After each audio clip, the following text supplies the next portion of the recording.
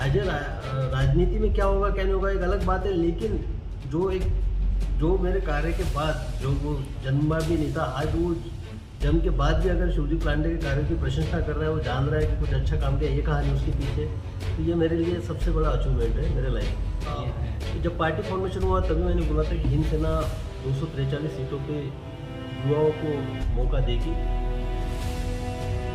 और उसी दिशा में मैं बढ़ा हूँ। और आप सब लोग जानते हैं सरकारी नौकरी, अरे चपरासी की नौकरी नहीं छोड़ता आज कोई, हाँ, क्लर्क की नौकरी नहीं छोड़ता है। और मैं उस मुकाम पे था, पीक पे था, मेरा आईजी पे पद पे था, बाद में आगे भी मेरा प्रमोशन होता था, मेरे लिए बहुत सारी अपॉर्चुनिटीज़ थी।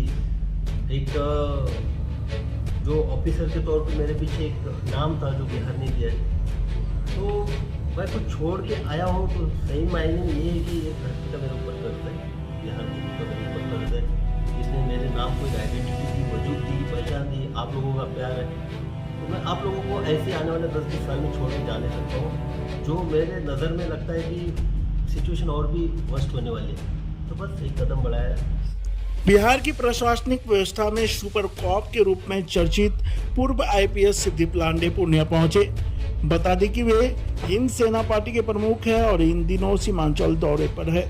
उन्होंने मीडिया से बातचीत करते हुए बड़ा ऐलान किया है।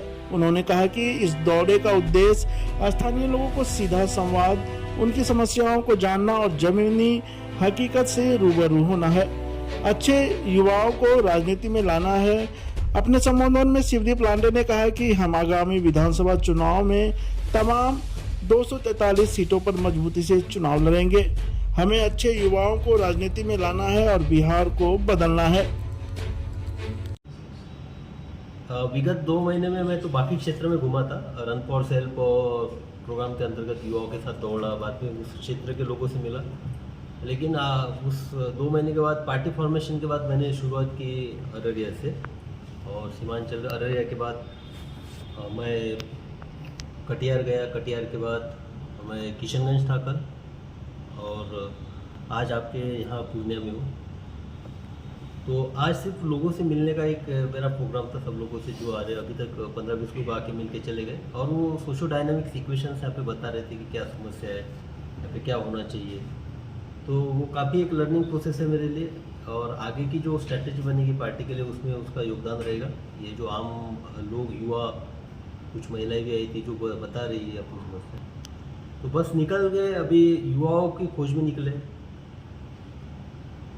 और मैं हमेशा बोलता हूँ और आज भी बोल रहा हूँ आपके समक्ष कि मैं नेता बनने नहीं निकला हूँ, मुझे खुद नेता नहीं बनना है, मैं युवाओं को नेता बनाने के लिए निकला हूँ। क्योंकि यहाँ पे आप देखिएगा कि विधानसभा में भी देखिएगा 1.5 से 2% आपको युवा दिखेंगे। अब युवा है कौन? वो युवा ये है कि जिनके माता पिता, दादा वगैरह कोई पॉलिटिक्स में रहे, कोई मंत्री रहे, कोई MP MLA रहे, किसी के चाचा MP MLA मंत्री रहे। तो भाई आप लोगों को मौका कब मिलेगा? और यहाँ के युवाओं में एक जोश है, एक जुझारूपन है, मैंने देखा है, टैलेंट है। सब कुछ होने के बावजूद भी पता नहीं युवा जो एक टैलेंट है, जो एक जोश है, राजनीति को और क्यों नहीं मोड़ सकते। तो बस उसी का एक प्रयास है उन लोगों को लाना, हिंद सेना के माध्यम से उनको एक प्लेटफॉर्म अवेलेबल करवाना, और उनके पीछे खड़ा होकर उनको एक नेता के तौर पे बनाना। तो बीते 4-5 दिनों से आप सीमांचल का दौरा कर रहे हैं, ऐसे में लोगों का कितना रिस्पांस आपको मिल रहा है? नहीं, सबसे पहली बात तो है कि मैं अंदर से तो एकदम गदगद हो गया। कोचा धामन, उसके साथ बहादुरगंज, उस क्षेत्र में भी जब गया कि जहाँ की मैंने काम नहीं किया था, अररिया में तो मैंने काम किया था 2.25 साल तक, तो मैं समझ सकता था कि उनको मेरा नाम पता ही होगा। लेकिन वहाँ पे भी जब जैसे मैं बताता था, एक्चुअली फेस से नहीं जानते, जैसे लांडे बोलते तो उनको एकदम स्ट्राइक होता, हाँ SP लांडे आप यहाँ किशनगंज में एक हफ्ता के लिए आए थे। तो फिर एक्चुअली तब तो मैं मिल जाता था, बाद में सबका सब हुजूम आ जाता था मिलने के लिए। एक छोटा सा कोट करूँगा मैं एग्जाम्पल, मैं कुर्साकांटा में गया था, 2 बच्चे थे, एक 4 साल का और एक 7 साल का। 7 साल की बच्ची थी और 4 साल का लड़का था। तो मुझे 13 साल हो गए, मैंने वहाँ पे SP के तौर पे काम किया था अररिया में। तो उसमें जब उन बच्चों को पूछा गया कि मैं कौन हूँ, तो बोला कि पहले देखा, फिर बोलती कि अब शिवदीप लांडे हो। मुझे सरप्राइज लगा कि वो लांडे भी नहीं बोल रहे थे, शिवदीप लांडे बोल रहे थे, जबकि उसका जन्म भी नहीं हुआ था। इसका मतलब कि मेरे जो निस्वार्थ होकर काम करने की जो एक वहाँ पे कहानियाँ थी, आज वो कहानियाँ बच्चों में भी जा रही है, तो ये काफ़ी अच्छा लगा मुझे। एज ए राजनीति में क्या होगा क्या नहीं होगा एक अलग बात है, लेकिन जो मेरे कार्य के बाद जो वो जन्मा भी नहीं था, आज वो जन्म के बाद भी अगर शिवजी पांडे के कार्य की प्रशंसा कर रहा है, वो जान रहा है कि कुछ अच्छा काम किया, ये कहानी उसके पीछे, तो ये मेरे लिए सबसे बड़ा अचीवमेंट है मेरे लाइफ में। हिंद सेना इस बार क्या बिहार विधानसभा में कितने सीटों पर लड़ेगी, क्या नहीं, तैयारियां हैं? जब पार्टी फॉर्मेशन हुआ तभी मैंने बोला था कि हिंद सेना 243 सीटों पे युवाओं को मौका देगी और उसी दिशा में मैं बढ़ा हूँ। और शुरुआत मैंने जहाँ पे मैंने काम किया है, जहाँ पे मैंने धरातल पे जाके काम किया पुलिसिंग का, वहाँ पे मेरा सबसे ज़्यादा फोकस रहेगा।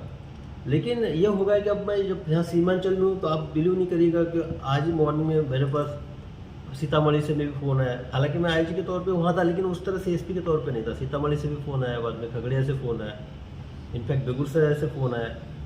अब उनका था कि सर हमको आप एक बार सुन लीजिए, हमारा विजन सुन लीजिए, हमारे सांगठनिक कौशल्य को सुन लीजिए। यंगस्टर्स थे, तो मैंने बोला कि नहीं ठीक है, मैं अभी पटना में जब आऊँगा तो वहाँ पटना में मेरा ऑफिस है और ऑफिशियली मैं वो एड्रेस भी सबको बताऊँगा, तब सबको मैं मौका दूंगा, उनको सुनूंगा, उसके बाद आगे की स्ट्रेटजी डिसाइड करूँगा। कुछ नेता के द्वारा आरोप भी लगाया जाता है कि लोग नए नए राजनीतिक हवा लगाने के लिए आ जाते हैं और पार्टी बना के चलते फिरते हैं।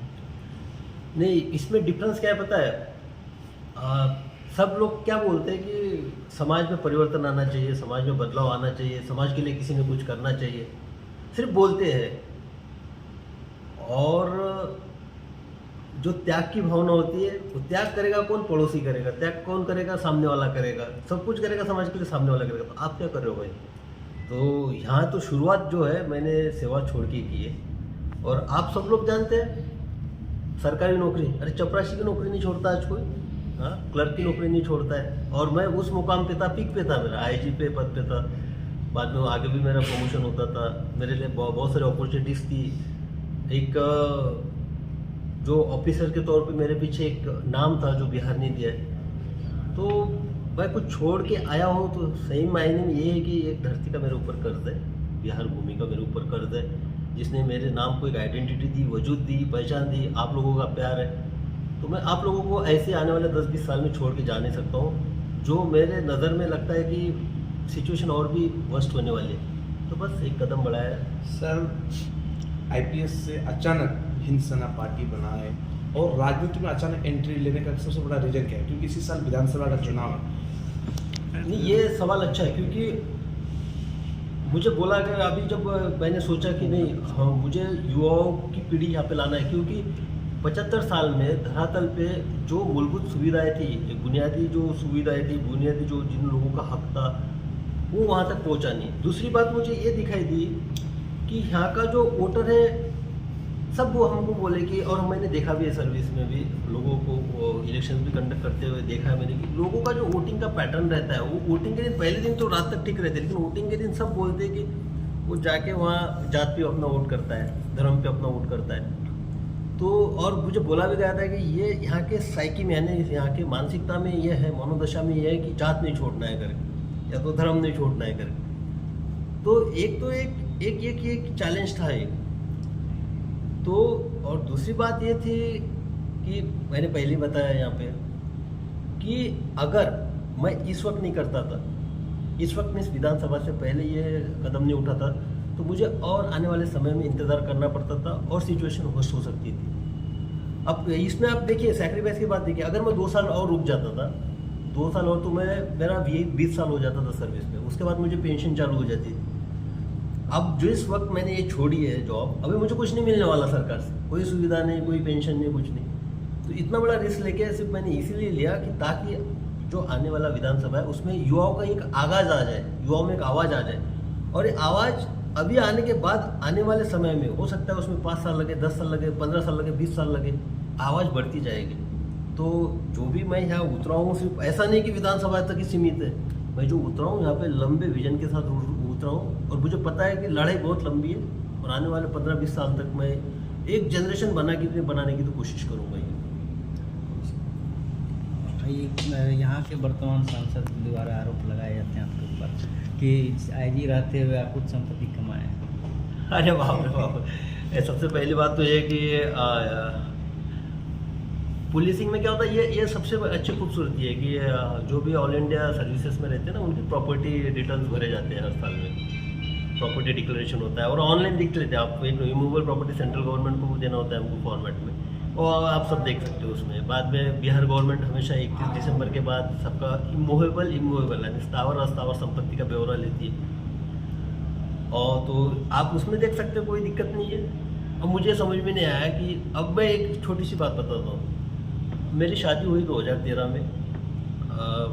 जब शादी हुई तो पत्नी के सामने मैंने जब बात हुई तो मैंने उसको दो ही बातें बोली थी। मैंने बोला मैं बिहार कैडर में हूँ और मेरा आगे का जो जीवन है मैं बिहार को ही देना चाहता हूँ, तो आपको इसको देखना पड़ेगा, क्योंकि वो तो बॉर्न एंड बॉटम मुंबई की थी।